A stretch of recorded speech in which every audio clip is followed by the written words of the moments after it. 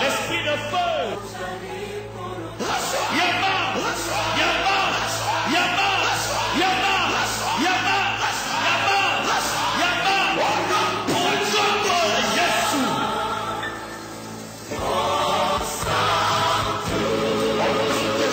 Jesus' name.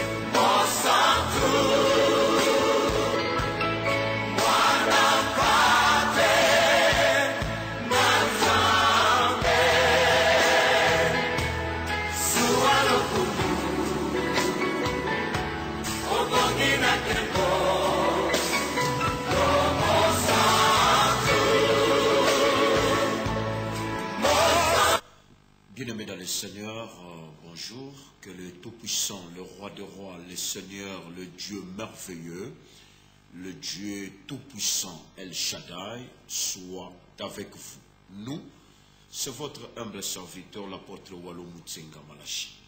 Balinga mikati na nkolo to sepeli ko poussa na lisusu liboso na bino pour vous annoncer la parole de Dieu dans cette tranche, la délivrance. La délivrance, le lot to sepeli to partager na bino un sujet très important sur la délivrance précède la stabilité. La délivrance précède la stabilité. Tant que la délivrance qui précède la stabilité, la délivrance qui précède la gloire, la délivrance qui précède le progrès, la délivrance qui précède l'avancement, la délivrance qui précède le bonheur, la délivrance qui précède le succès. Et Tolingito et Sabino que Batu mingi ces derniers temps, bazo salaba effort naturel, bazo développer ba bonne relation, c'est une bonne chose. Mais ce qui cause oyeza komema vina katia ba complication ezali spirituelle, croyez-moi, ba réalité nyuso boko vivre.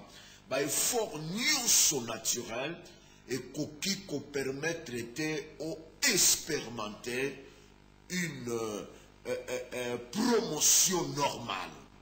Alors, tant que la délivrance qui précède la stabilité, la délivrance précède la stabilité, et le que ce qui est loko ezo salake osa la stabilité eza spirituelle, mais il y a un effort naturel, il est bien que aux autres traiter un faux problème.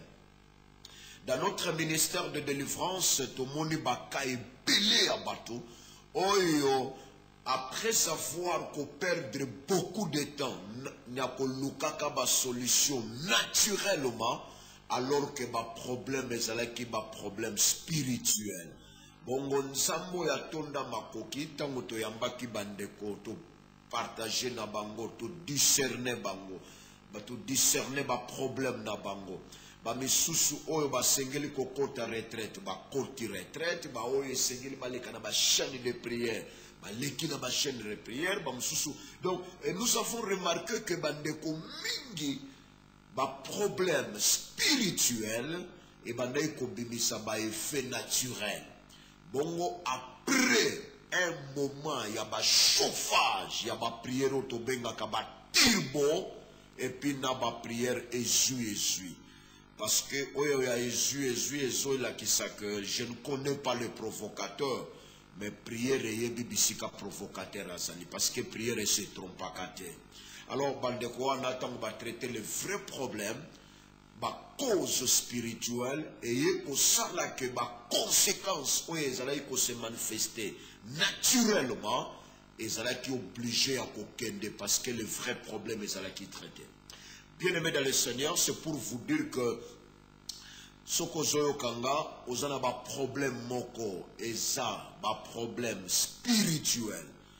Mais ba problème spirituel ango et ça pour se manifester par le corps naturel, le corps physique. Il est pas bien que vous avez besoin de la délivrance pour que ta situation et kende musika et puis babiloko mususu les humains baninga no batu basa incapable ya komemelo solution ba réalité mususu baninga no batu basa limité. Il n'y a que le Créateur, le Tout-Puissant, le Seigneur de gloire, le Dieu Tout-Puissant, le vainqueur de Golgotha, yenda koki koyela yo ba solution. Parce que ezamaka mususu baninga nanga batu bakoki kosalisanga.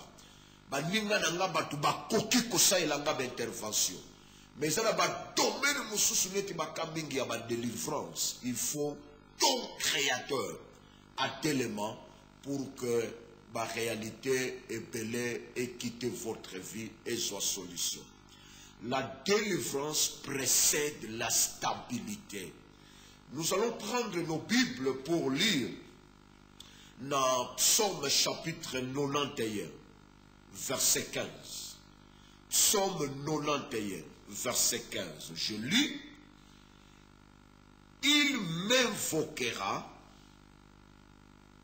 et je lui répondrai. Je serai avec lui dans la détresse. Je le délivrerai et je le glorifierai. Écoutez, dernière partie.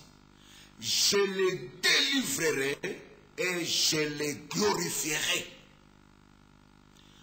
Nako délivrer nasima nako tombola. La gloire dans ce verset vient après la délivrance. Je les délivrerai et je les glorifierai. Yangwana bandeko mingi oyo bazwa même la vaine gloire, mais ba passer dans la délivrance te, baya kokoya toujours na point de départ, bazongaka toujours na ba point de départ. Yango mula batu musu bazali abimi asali vie asali ba succès, mais abandi ko kita malembe ti asili lokola milinga ya likaya azongi lisusu epa ba parents.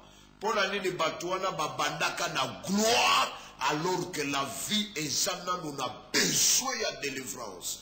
Bien aimé, quand je parle sur la délivrance, je ne parle pas comme tout le monde a mis colo, on a TV délivrance, comme Baloukarama Belé, comme Betabachit. Non, je parle de choses sérieuses. Je vous parle de la pensée de la Bible. Parce que Bandegoming va poser ma question, ma camoutali délivrance. Biso aux habitudes quand on parle de la délivrance. Boya, yomotobotakate, yomotozana pas blocage. Non, je ne parle pas de choses à la hâte.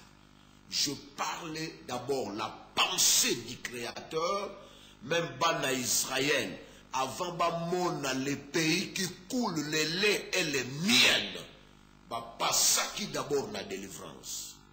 Alors bien na kitina délivré bango, na yoki ndenge banguna bazoni yoko la bango, ba krinange matini kolo, na yoki ndenge batu bazolo, na yoki ndenge bazole lisa bango, na yoki ba pasi na bango, yango na kitina ya kopia bango ba solution. Et le même Dieu, qu'est-ce qu'il a dit? Alors biso qui n'a délivré bango, na komema bango na mboka oyo, ba okipaki na banani oyo. Le pays qui coule le lait et le miel. Bana Israël, bamona qui lait la miel était avant la délivrance. C'est pourquoi les thèmes de l'objet, la délivrance précède la stabilité. Et puis dans le verset, c'est Dieu qui parle. Je les délivrerai et je les glorifierai. Nako kangolaye, nasima nako tombolaye. Bandeko la gloire et soya après la délivrance. Et na lingi na expliquer ndeko zola nanga. Soki omoni moko ba ça ne va pas, ba complication de choses tout ça. Besoin de délivrance et qui pas kamutute. Les besoins de la délivrance et banga kabati traité. Qui que tu sois, au kokiko vivre des choses anormales, et aussi une délivrance sérieuse, mais yozo lingo couvrir biloko wana par l'apparence extérieure. Bande kokolata costume et kopekisa motema esenyete.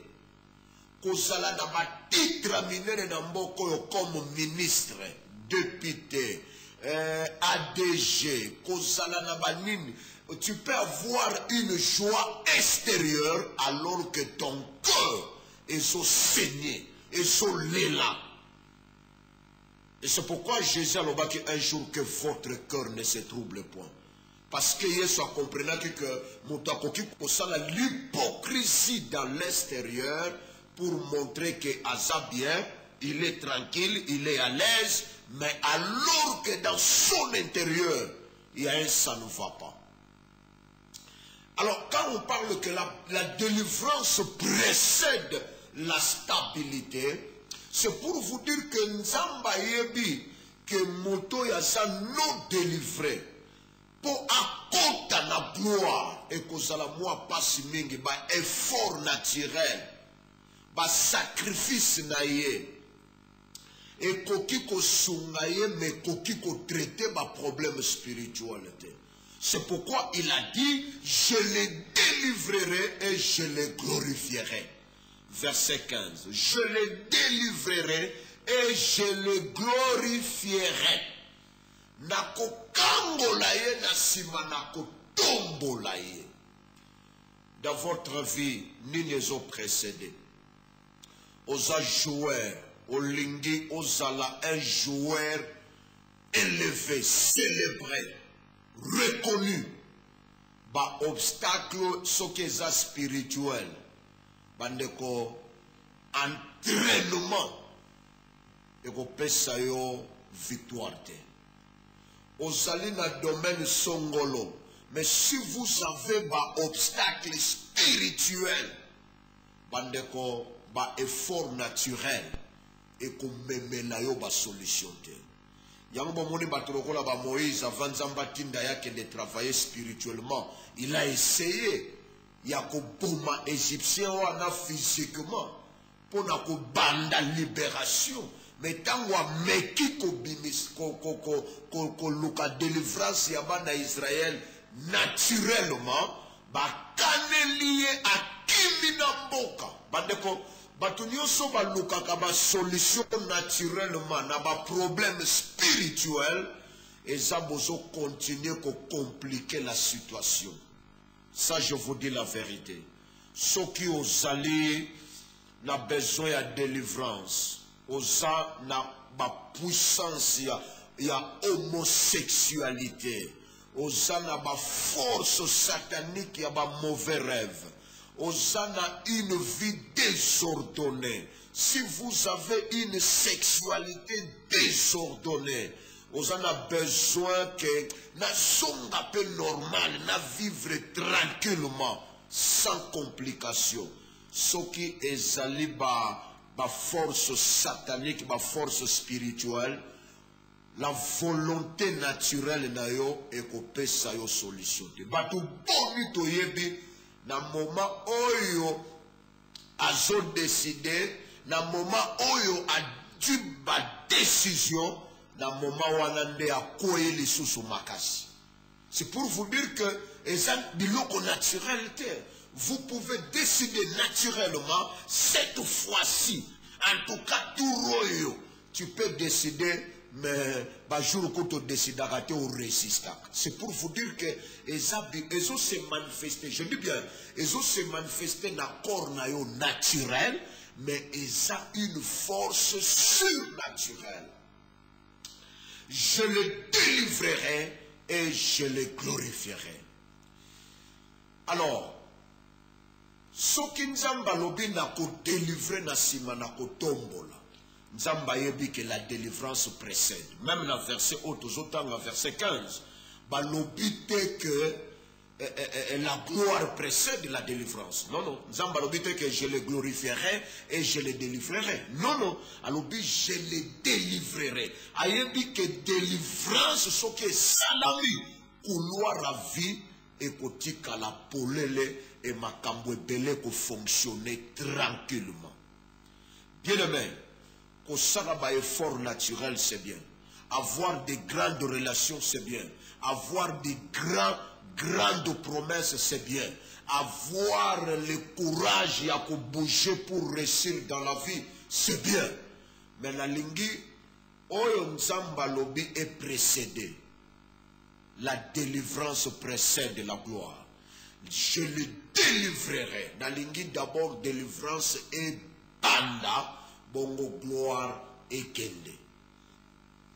Alors, dans le domaine de la délivrance, il y a des choses qui continuent à louer la délivrance, à passer la délivrance. Première chose, c'est ceux qui ont l'habitude de s'aimer et belé et de ne pas récolter. Ils ont un besoin de délivrance.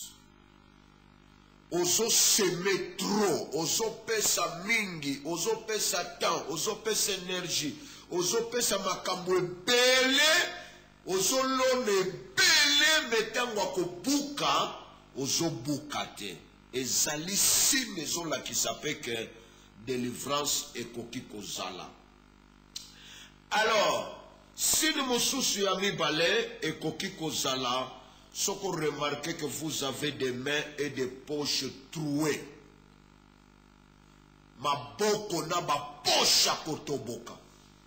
Et koki kozala un besoin à délivrance. Ma boko na yo et koki kosimba. Mais ba résultat ya ma boko na yo et mona nakate. Ma boko et na ba poche trouée. Eza na bandeko mususu maboko na ezo mona na eza mobimba. Ba poche na ye ezo mona na eza mobimba. Mais sur le plan spirituel, maboko na ba poche eza ya kotoboka. Ezali un besoin de la délivrance. Troisième besoin.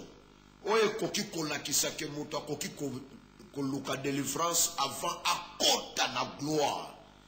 Ezali si vous avez des problèmes continuels dans le foyer, les problèmes continuels dans le foyer, vous avez les conflits permanents dans le foyer. D'ailleurs, bamususu bazoyo kanga azobanga ko sala divorce po et ko sala 40e fois. Batu bakoloba kaka ngamutu na zama be alors que na ana raison. Ezala batu mususu bavana banda kwa mabala avandi po na kobatela kaka réputation mais azande na posa libala te. Azobanga so na zuba décision batu bakoloba nini. Donc azo protéger la réputation ya vie na ye na réputation ya ba parrain na réputation ya batu mususu bayeba ki libala na bango. Mais ce qui pour naïe mokonde siakenda kala des problèmes ou bien se protéger titre naïe poste naïe mutu lokola nga bayoka ke na libale panzani mutu lokola nga et ce n'est pas bien. D'ailleurs et ça va pour na bongo te mais nzambe pe alingaka divorce te. La Bible nous dit ce Dieu qui parle je hais na boy na yinaka divorce. Alors ce qui moto a commis na ba tendance wana eza penza malamu te. Et to lingi to ebisabino que dans la pensée de la Bible ce qui boza ba problème continuel dans le foyer, il faut qu'on traite yango pe soit solution parce que ko lingaka te na libala moi si ankesiaka aza ko encaisser azo bomba mobali azo bomba moi si azo bomba mokolo bako beta canon muto ko maîtriser bango ko salate. C'est pourquoi provoquer ta femme à s'exprimer, provoquer ton mari à s'exprimer. Ko lingaka te encaisser la kayoba makambu tango azo ko encaisser et ça malamu teza lokola bombe moko ezo selayo mokole kopete ko sala matata.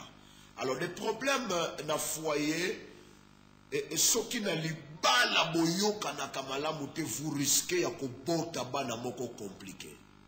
Soki na libala boyoka na kamalamu te, vous risquez d'avoir des enfants têtus bana moko, parce que bano bazo concevoir bango na conflit, baza ba cadeau et pas ya Satana. Ya wana bomona bana mususu bazali Satana abandi ko utiliser bango na mabumu ya ba mama na bango. Mwana botami na mobolo moko incroyable avec un caractère bizarre. Alandi ni ya mama ni ya papa. Alandi ya moto oyo bofungole la qui porte po akota asala mwana mabe. C'est le diable. Alors, nous avons le devoir, Yakoye Bisabino, que si vous avez des problèmes dans le cadre ya foyer, nous avons la faveur, vous avez une solution pour que tant que vous avez bomba makamouana na kwa libala, et zo sala que moyen pour progresser ndenge sengeli ezate. Moyen makambo et le kanandenge ya normal ezalite. Que le bon Dieu nous aide pour que ma foyer est à la restaurer, ma foyer est à la délivrer. Et surtout, awa, tokolobela mikoloso ya un enseignement, les conséquences ya kozalana un mari non délivré, les conséquences ya kozalana une femme non délivrée. Et ça problème, et ça matata, hein? Ok, kobala mutu, okutie na balie na bango, balie ya impudicité, na balie na bango ya brutalité, na balie na bango ya qui te tue, na balie na bango ya méchanceté. Alors au balie au yene kaka ngulu ngulu tche na ndako contaminé yo bandeko. Dans notre ministère de délivrance, tout le monde bat belé, bassi belé, ba baby. Nanda kwa libala azalaki na ye tranquille ma koma biloba loba akoma na bakanda koleka lion. Pourquoi? Parce que abali mutoyo azana une maladie contagieuse, et c'est pourquoi ezaka malamu penza avant ya kokoma ndako moko bo passer na délivrance. Moi si a longola ba pekisa oyo uti na droite, ba pekisa pe oyo uti na gauche côté mobali pe na kosala que la victoire ezala ya kokoka. Alors eloko museko yukola kisake muto azala besoin ya délivrance ezali l'échec à l'approche du succès. Tango muto azo remarquer échec dans l'obé approche ya succès, a commis kaka na porte ya kosepela, déception ye, échec ye. Et ça na bande comme sous échec ya ka kokitela ye ne bandelité. Échec a tike la ke temps, a bandi malam, a continuer malam, a persévérer malam. Mais tango a commis na porte ya ko récolter fruit ya ba sacrifice na ye. Ne place échec ayaka à côté na katikati na esengo na ye. Et ce n'est pas bien aimé. Vous ne pouvez pas construire la vie na ba échec, na ba défaite, na ba complication. Et ça malamoute. Ce qui est bandi ko arriver na vie na yo, au monaka toujours échec à l'approche du succès, et zali basino ezola kisake bazolinga ko mema vie na yo na terrain ya destruction. Parce que ba effort na yo soki ezobimisa ba résultat ya ba déception, vous ne pouvez pas construire la vie convenablement. Et vous avez besoin de Jésus-Christ pour votre délivrance. Et là, comme ce que vous avez signé mema moto aluka délivrance, je les délivrerai et je les glorifierai. Sur la délivrance précède la stabilité. Olingyo sala stable, olingyo sala posé, olingyo sala assis, olingo zala un homme fait, olingo zala une femme faite. Dans le domaine ébélé, vous avez besoin de la délivrance pour que la stabilité et précède la délivrance, mais c'est la délivrance qui précède la stabilité. Si nous mosusu ezali, l'obstacle est kokikoya, obstacle mis dans le cœur, ya mutu oyo akokiko memela yo bonheur. Ezali na ba force satanique, na ba force diabolique. Oyo bazalaka d'habitude, soki yo moko bakoki yo te, babandi kobundisa bato oyo balingi kosalelo bolamu. Ba force wana ekoki koya, epa na yo kaka te, me bayi kotia obstacle to ba utiliser bato oyo bazokana komemela yo succès, progrès, avancement. Alors bakoki pe ko utiliser bato wana pona ko empêcher bango ba yela yo te makambo ekoki komemela yo la stabilité. To mona bato belé ye ba meki ye ba koki ye te tango ba passer na délivrance vine songi normal ba demo oyo bazalaki na kati na ye ba bimi ba kei kolanda bato nyonso oyo bazana ba souhait ya bien, bato nyonso bazana ba makanisi ya bonheur, bato nyonso bazana makambo ya malonga po ba sepelisa vie na yo. Ezali moko ya makambo oyo ezo salama. Bien-aimé, vous avez besoin de vivre cette réalité à délivrance, et non seulement pour nayo, mais pour na batu nyonso bakana kako salo malam, batu nyonso bakana kako memela yo bonheur, parce que diable soka combattre yo amoni akokite, akoki kolanda ba oyo nyonso balakaki yo makambo ya esengo. Ba oyo nyonso balakaki yo makambo ya succès, ba oyo nyonso bakanaki ba matisa yo, ba peso musala, ba peso libala, ba peso nyonso ya malamu. Diable soka moni yo asokoka yo te, akoki ko utiliser bato wana. Ezala bato mususu balaki ye makambo ya bien lobi nango ba belisi muto ya lakaki ye, pona ko empêcher kaka yo sepela te.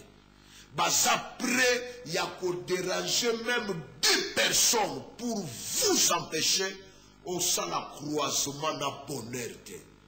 C'est pourquoi tolingi toyebisa bandeko nyonso bazolanda biso que nous avons organisé des séances ya délivrance na ba culte na biso ya ba dimanche, 2e culte na 3e culte.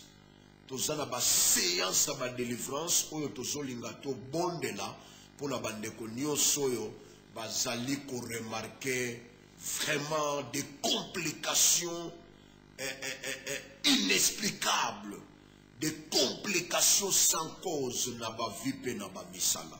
Donc ce qu'on a concerné dimanche koya na 2e culte de 10h30 à 13h30 ou bien 19h et 16h juste à 19h. Donc il y a Baba Erwana Bipale, il y a 2 cultes où on a une séance, il y a une prière pour Nabino.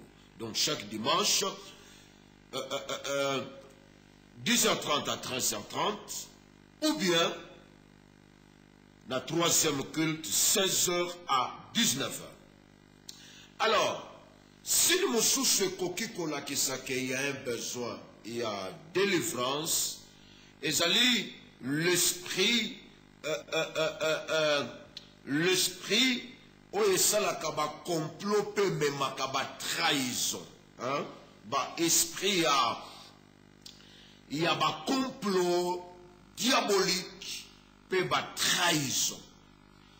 Et ça la bande comme sous la vie, ba tia kati na ye ba malchance moko.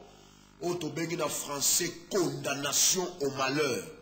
Ba condamna na ba malédiction moko que batu nyonso yo ba poussa na kapembeli na ye na suka suka fo ba trahir. Ça, ce n'est pas une vie normale. Même si vous êtes politicien, si vous êtes nyonso ya yobo suka kana bango toujours na trahison. Oza commerçant. Batu nyonso bapusa na kapembeni na yo na suka kaka basuka kana trahison. Donc eza malamu te. Soki ba force wana bazali kotala nanu bato ba trahir te.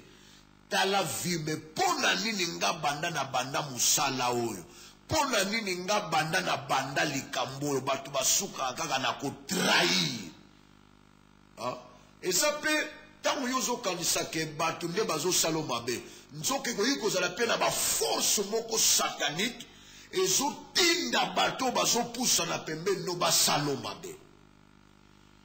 Na yamba ba mama ebele oyo tosala bango ba prière à délivrance balobi na nga pasteur eza mibali ya bato te me eza ngai. Parce que soki nalobi ke mobali oyo abali nga sikoyo akabela nga te aza moto liboso te.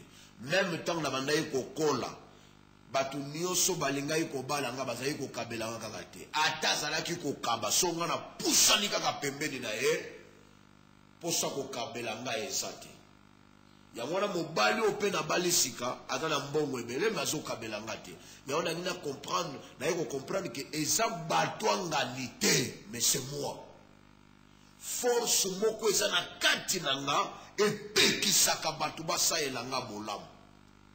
Alors bien aimé, tu risques d'avoir des conflits alors que yonde muto sa porteur ya malheur à vie na yo.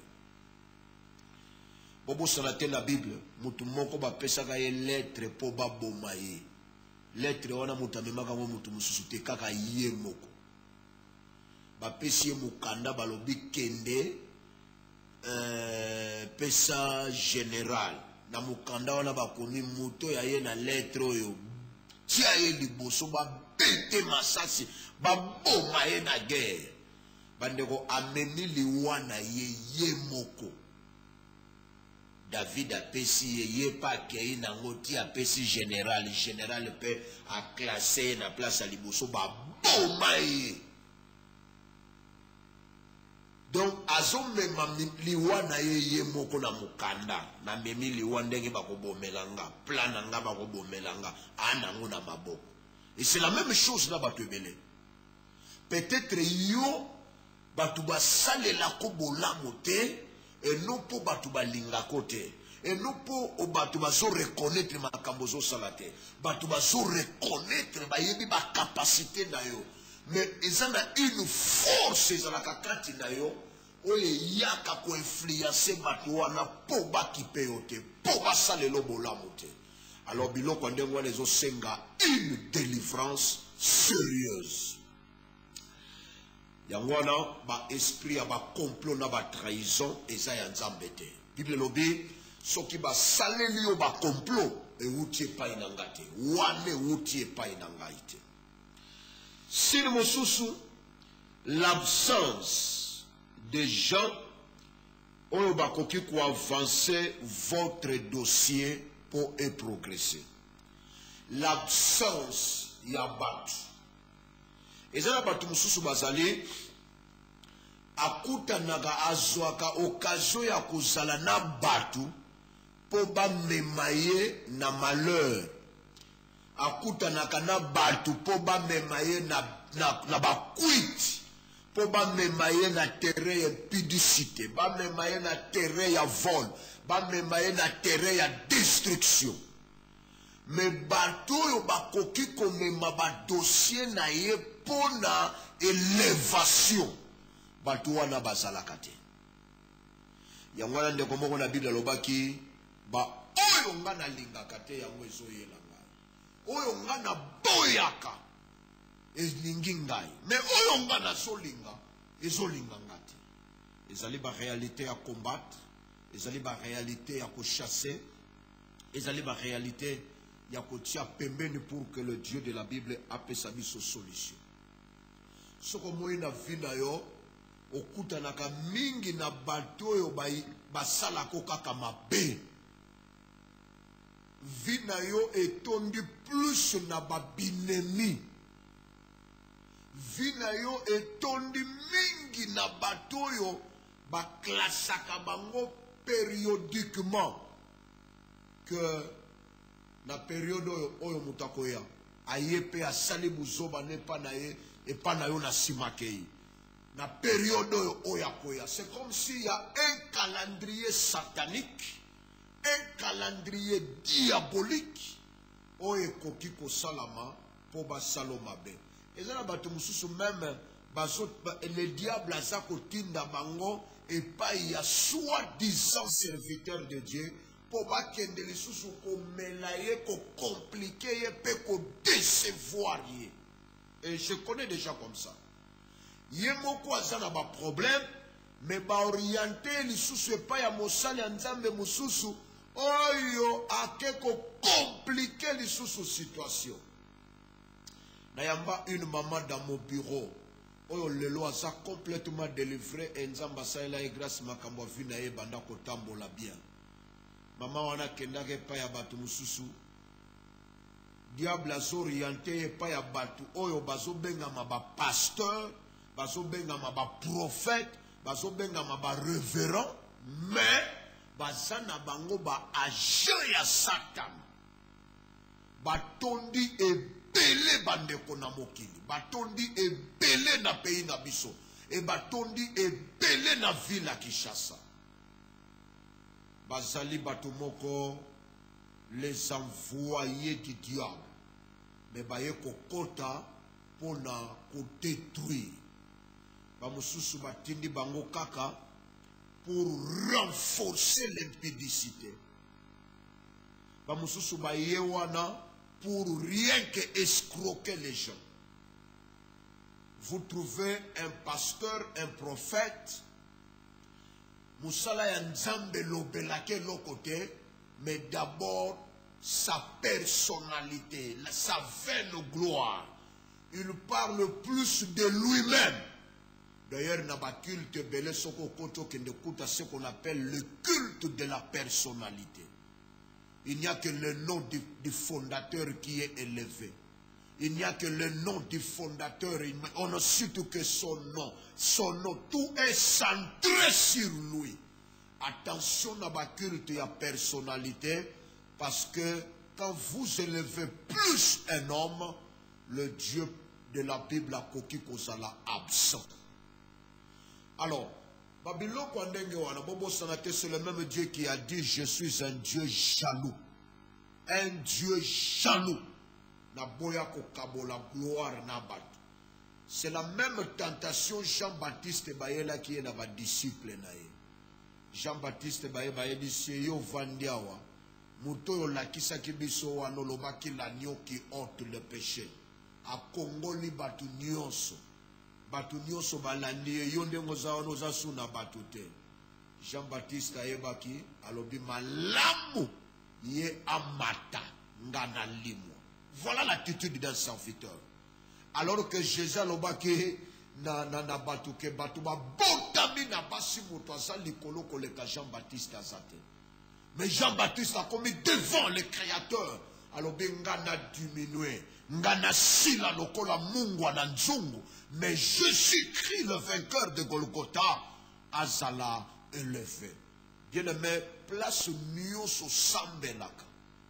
Ce qui au monaka culte à personnalité zali. C'est-à-dire, bozalaka wana, tout est centré sur une seule personne. Son nom est cité pour le cas de Jésus. Attention, la réalité, on les a déjà besoin d'annoncer Babylone ya minene. Et il y a des gens qui, dans l'église, tout ça, baza mingi bazo ke na baoka andengwana aveuglement et nangina annoncer bino que ba faux serviteur ba kotie belé. Satana na mikolo ya suka atindi batu belé baya ko détruire les enfants de Dieu. Nazoba kam soke ndekuta mutazaki na maladi akepa ya un faux serviteur de Dieu a prier pour na mutu wana zuli boma. Donc, il y a ça pour amplifier ma problème. Vous savez que nous avons les kamamoke au Kepanaye à Bakisi Ango, Pambate les diables, Babengi les destructeurs, Azawana pour détruire. Alors, Tokeba, Ezana bateau, Bazana baloge, Babimi pe ba responsable ya ba église, et surtout, Bayena ba pression moko. On comprend bien qu'il est incapable d'expliquer la parole, ayebi ko enseigner la parole te, ayebi ko kota na ma profondeur ya parole te, ou bien okoyi ko lande bo simbi biki na papier oko komelo côté parce qu'il y a rien. D'abord il y a moko azana nous former te, azana crise intérieure, mais il fait de bruit. Balobana français, on donne ce qu'on a. Et nous avons le devoir, la responsabilité nzamba pesibiso, ya ko kebisaba na nzambe na likambo etali koluka délivrance. Nous prêchons sur la délivrance, mais attention, keba oko tombe lisusu epai ya banvoyer ya Satana pour provoquer les mankaka diaka et les makisosila. Alors, si nous il y a un besoin aussi de la délivrance, et qu'il se manifester dans Oyobabengi, celui qui produit peu. Moto Oyo azo produire moke na place à produire rebelle. Otali ba capacité na yo, otali potentialité na yo, mais ozo produire oyo esengeli ezala produire. Nzamba lobi me pona nini tangu nazo zela na boka ya malamu nazo boka ya mabe. Pona nini soki na lingi na zwa oyo nazo linga te. Pona nini tangu na yaka na tieba disposition nyoso na vie na yo mais nazo sepela na oyo ezo bima te. Alors il y a aussi un besoin oyo ezo lakisa ke mutu wana ko iko passer na délivrance. C'est l'incapacité de réaliser des grandes choses. L'incapacité de réaliser des grandes choses. Bien-aimés dans le Seigneur, Dieu nous a créés et non pour des petites choses, mais pour des grandes choses. Ce qui n'a vu, ont remarqué incapacité, il y a pour réaliser des grandes choses. Ils ont remarqué l'incapacité, il y a pour réaliser des grandes choses. Ils ont un devoir. Pambate nzamba sala yote kaka pona makambo mike. Parce que tant que na clôture, il y a ma petite chose. Tango batio na clôture ya makambo mike ezali eloko ya malamu te. Moi je pense que le Dieu de la Bible a mesanda kosala la biso que pour que makambo mike et quitter nos vies pour te compter dans le monde grand. La Bible nous dit oyazala qui fidèle na ba petite chose ba ko confier ba grande chose. Mais monde à ténèbres, ils ont l'habitude de clôturer batu kaka na makambo mike. Monde à ténèbres, et mais ça n'a ko kanga batu na ba petite chose. Yangona bo mona mutu, azana ba 60 ans, ba 40 ans, ba 50 ans, nanu azui solution ya fufute. Nanu azui solution ya kolata na yete. Nanu azui solution il y a stabilité ya ndaku na yete. Alors ba âge nini sukwa ko kota na ba grande chose. Bien aimé, na lingi na ebisayo que le temps c'est la seule richesse que Dieu nous a donnée. Ba richesse mususu tozala ngo dans ce monde est différente. Et parlons un peu la finance. Mbongo ezana poche na yo, yangwana ezana poche na ngate. Mais la seule richesse nzamba pesa biso oyeza identique c'est le temps. Nous avons la même quantité de temps. Qui que tu sois, ozala nan, ozala nan, ozala moutali boma, ozala sentinelle, ozala ministre, ozala député, ozala sénateur, ozala nan, nous avons le même quantité de temps. Il n'y a que 24 heures. Et nous voulons vous dire que dans le temps, il y a deux attitudes. Première attitude, c'est gaspillage. Attitude, il y a ma paix, ce qui ont réalisé ma grande chose dans la vie, c'est qu'ils ont gaspillé le temps. Deuxième attitude, c'est utiliser sagement ce temps. Tu peux utiliser sagement le temps, tu peux gaspiller le temps. Alors que vous pouvez tout économiser, vos habits, bijoux, diamants, or, l'argent. Mais tu ne peux pas économiser le temps. Ndenge na ozolanda ngai, ndenge tango ezoleka, ndenge makambo ezoleka, ezoleka, eza lokola mai ezokule. Soki mai ezokule, ezoleka na conduite do na bino, osukoli yango ta musu mai osukolaki na tongo, lero yo esi ekomi na ba pays mususu. Eza sous na pays na yote. C'est la même chose avec le temps. Et tu es condamné de réaliser de grandes choses parce que Nzambe a salabisote pour na ba petite chose. Ce que moni ba kanga yo na moi clôture moko boye, oso aka ba montagne o ba français ba benga ya juste. Oso la aka na ba relation mike ba porta minene fungwa melaka yote. Bien-aimé, vous avez besoin de la délivrance. L'incapacité de réaliser de grandes choses. Bamusoko tu ba vina ba ngwe tonda na ba félicitations, mais ba félicitations ezangela ba mérite, ezangela ba récompense. Ba precia kaye na chef qui fait un bon travail. Ba precia kaye, ba lobela kaye, mais pour ba libérer on sent lourdeur moko satanique et ça wana ko empêcher pe ko pekisa mutu po a expérimenter la victoire ndenge esengeli. Et là comme susu ekoki komema mutu na besoin ya délivrance ezali tango mutu azo remarquer une force oyezoya ko réduire le bénédiction. Tango remarquer batie kati na yo une force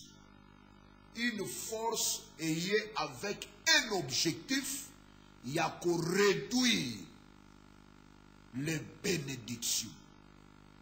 Satan a moni que obandaye ko matamalam. Satan a moni que makambo bandaye ko kende bien. Atindeli yo soit ma force ou esprit et il y a kaka esilisa ko muke ba bénédiction. Yangwana bato mingi na vie bazo remarquer flèche na bango ya vie ezalaki ya komata mais flèche changer direction et komi a kokita. Bazo remarquer que azo progresser lisusu ndenga libosote. Azo remarquer que makambo ezo kende ndenga libosote. Même dans le ministère, les agents ou les résistants pour chasser